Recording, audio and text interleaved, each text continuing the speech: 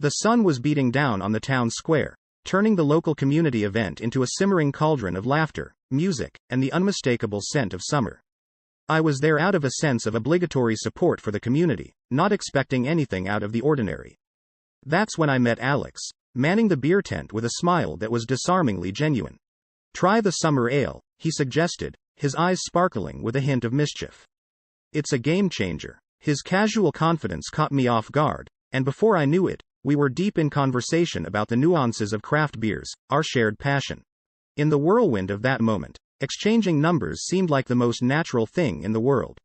"For event updates," he said, a statement so innocuous it bordered on transparent. Yet, there was an underlying excitement, a palpable tension that neither of us could deny. The days that followed were a blur of anticipation. I found myself reaching out to him, suggesting we catch a local band playing next week.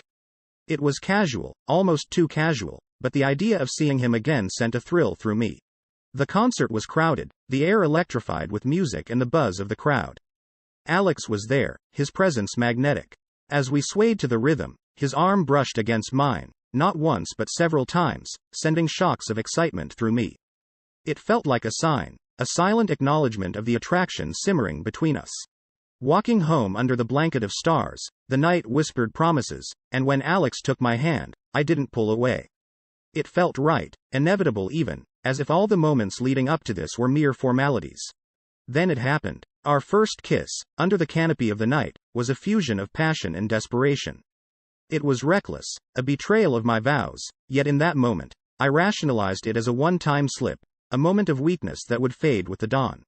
But it didn't. Instead, we found ourselves drawn into a clandestine dance of secrecy and desire.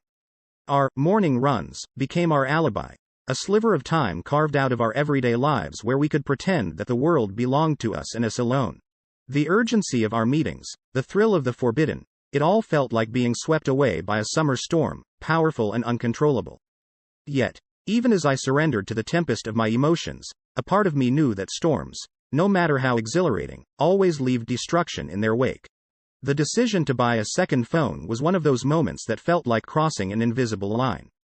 It was a tangible admission of guilt, a physical embodiment of the lies I was weaving into the fabric of my marriage. I tucked it away in my office drawer, a secret compartment in my now double life.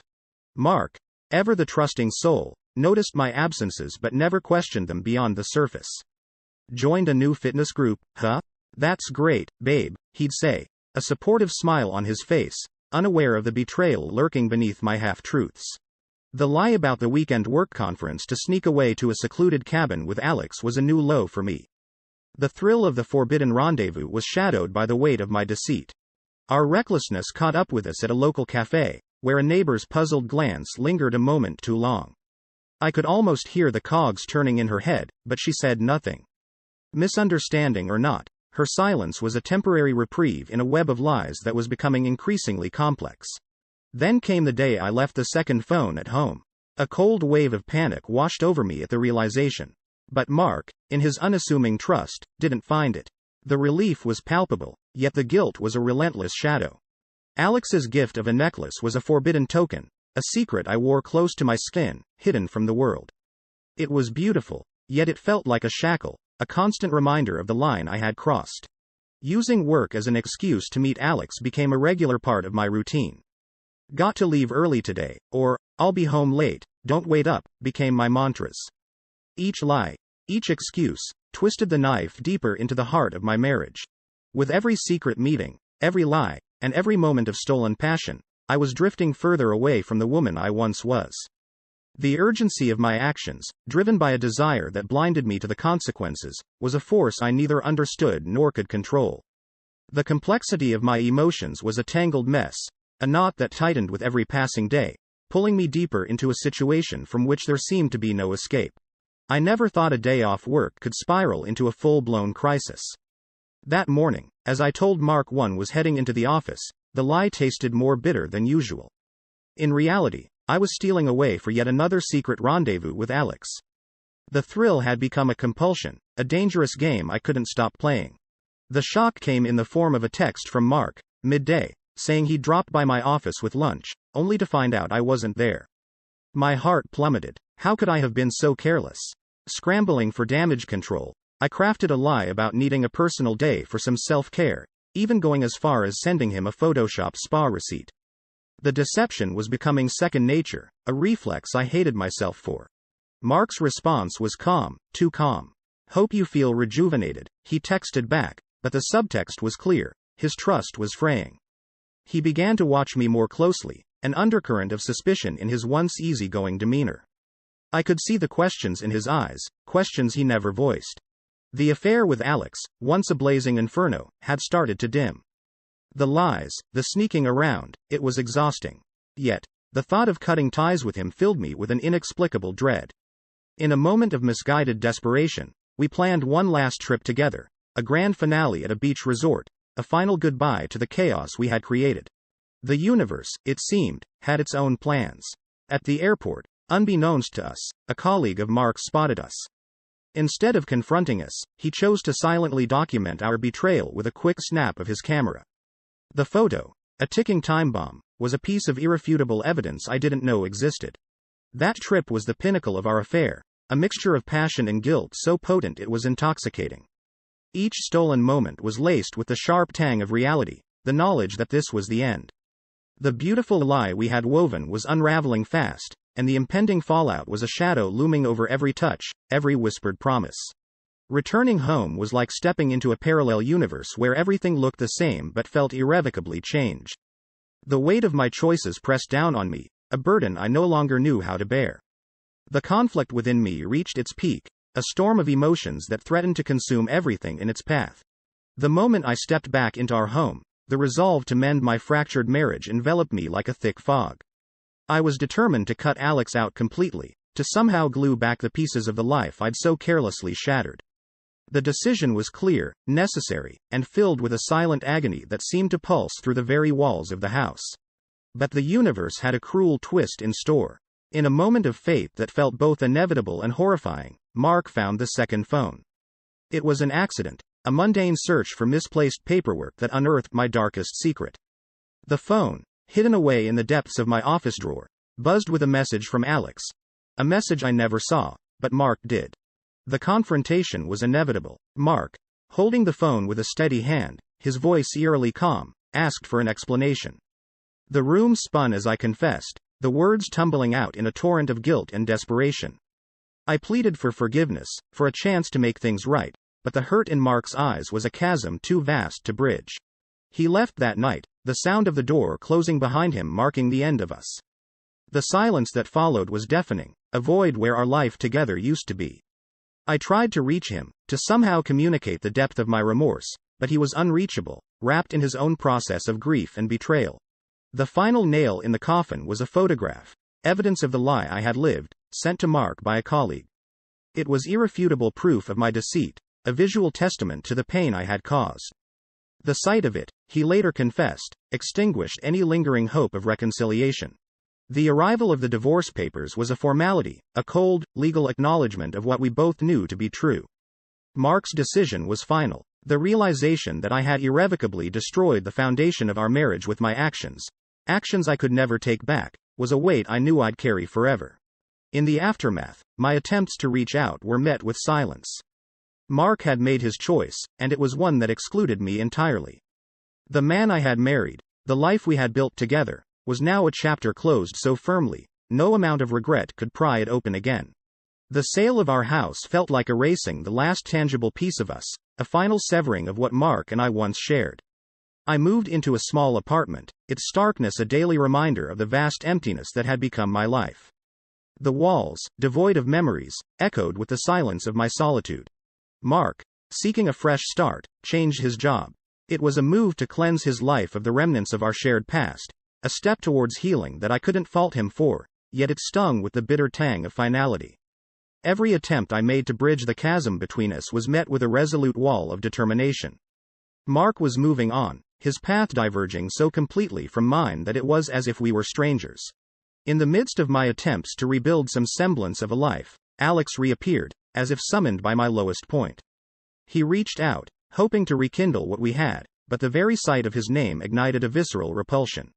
I rejected him with a finality that mirrored Mark's rejection of me. The affair had lost all its illusory glamour, leaving behind only the stark reality of its consequences.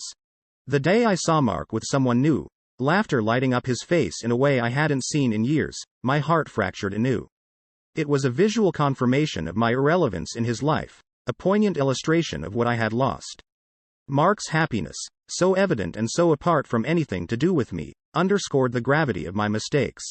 As Mark's new relationship blossomed, the contrast with our failed marriage was stark. Where we had been strained and secretive, they were open and joyful. The realization that I was the architect of my own misery was a pill too bitter to swallow. Loneliness became my constant companion, my social circle having closed ranks around Mark. The isolation was suffocating, each day a struggle to find a reason to keep moving forward. Therapy became my lifeline, a place to untangle the web of my actions and their far-reaching consequences. It was there, in the quiet contemplation of my choices, that I began to confront the reality of the damage I had caused. The journey was painful, a slow peeling back of the layers of denial and rationalization, but it was necessary. In the sterile environment of my therapist's office, I started to understand the depth of my betrayal in the path to redemption, however long and arduous it might be. The road ahead was unclear, filled with the uncertainty of a future I had never envisioned for myself. A future where I had to learn to forgive myself, even if forgiveness from those I had hurt seemed an impossibility. The morning I landed the new job felt like the first breath of fresh air in a suffocating room.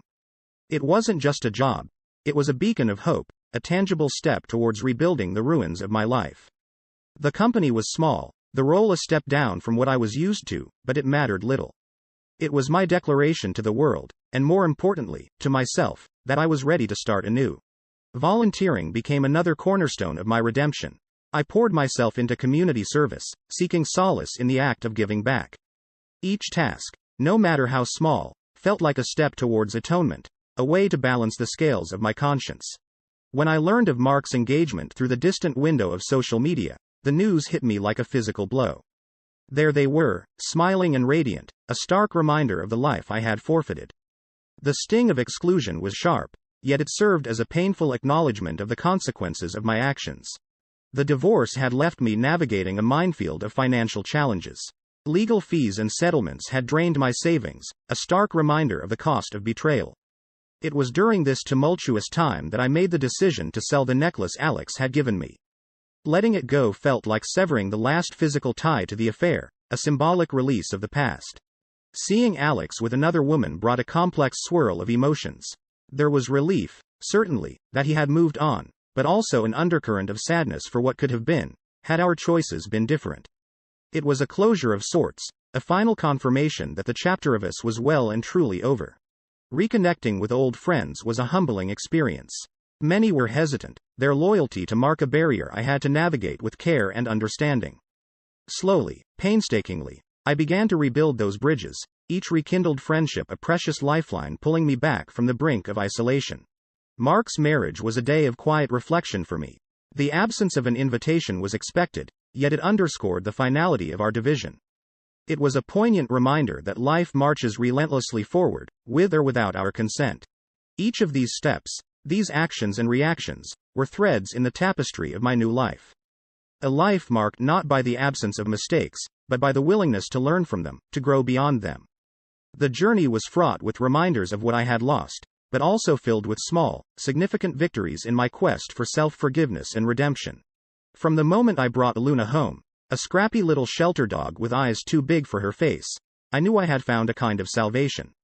She demanded nothing from me but love and care, offering in return a companionship that was simple and pure. It was a bond untainted by the complexities of human relationships, a reminder of the joy in simple connections. In the quiet moments, with Luna curled up beside me, I began to write. My words spilled onto the page, raw and unfiltered, a narrative of my journey through betrayal, heartbreak, and the painstaking road to redemption. Writing became my therapy, a way to untangle the knots of my past and lay bare the lessons learned. It was a cautionary tale, not just for others but for myself, a reminder of the consequences of choices made in the heat of passion. The realization hit me gradually, like the slow rise of the sun after the darkest night. My journey of self-discovery and acceptance was far from over. It was merely a new chapter in a life that was still unfolding. The path ahead was uncharted, filled with uncertainties, but also possibilities. Returning to volunteer at the community event where my life had taken such a pivotal turn felt like coming full circle.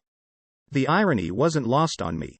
This time, however, I was there not as a woman on the brink of making life-altering mistakes, but as one who had faced her demons and was slowly finding her way back to the light. It was there, amidst the laughter and chatter of familiar faces, that I met Sam. He was volunteering at the booth next to mine, his easy smile and genuine interest in those around him a balm to my battered heart. Our conversations were tentative at first, a dance of two souls each carrying their own scars. But there was a connection, undeniable and growing stronger with each passing moment. Reflecting on my past, I understood now more than ever the value of truth and the deep, lasting pain of betrayal. The mistakes I had made were indelible parts of my history, but they did not define me. I was determined not to repeat them, to build a future on the foundation of honesty, trust, and respect. Opening up to the possibility of love again was terrifying, yet exhilarating. With Sam, I felt the stirrings of hope, a gentle promise that maybe, just maybe, happiness wasn't as elusive as I had once believed. It was a chance to prove to myself that I had grown, that I was not the same person who had so carelessly gambled away her marriage for a fleeting passion. My story, marked by the highs of newfound love and the lows of devastating loss, was a testament to the resilience of the human spirit. It was a journey not just of seeking forgiveness from others, but of learning to forgive myself. In the end, I realized that the road to redemption was paved with lessons learned from past mistakes, and the strength to move forward, always forward, towards a future filled with hope and the promise of new beginnings.